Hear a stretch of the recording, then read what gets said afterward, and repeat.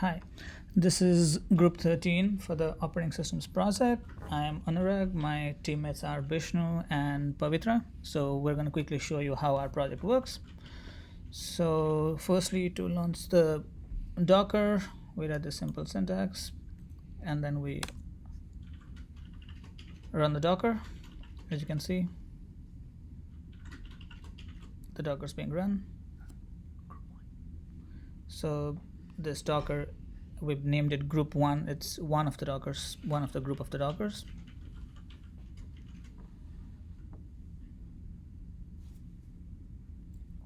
Now, just to make sure that it's being run, we run this command. As you can see, the containers are running. As you can see, there are multiple containers running.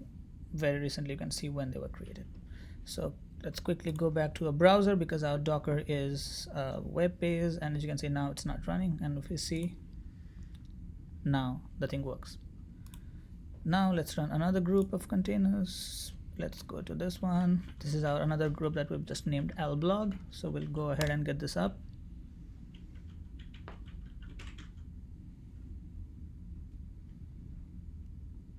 As you can see, there are 5 of them.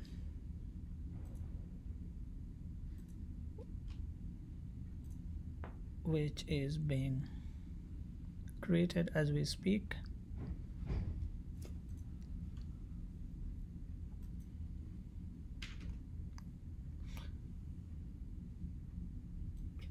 So as you can see, that's up again. Just to confirm it's up, let us go back and check what's up.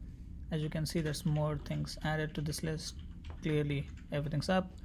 To make sure, we'll go back to the web page and see if the second one's loaded as well. As we can see, it's now loaded.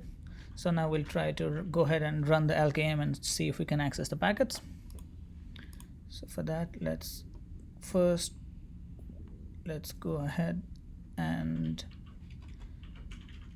make the file. So we've now made this GCC file. Now we insert the LKM into the daemon, which is now inserted. After that, let me see. This is the browser. I'm just clicking around to make sure that there are some packets being sent that we can see.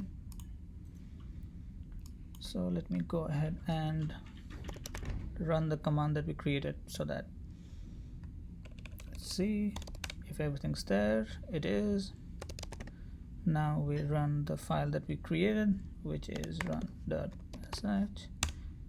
We see that the IP address is starting to come. Now let's try to visualize this.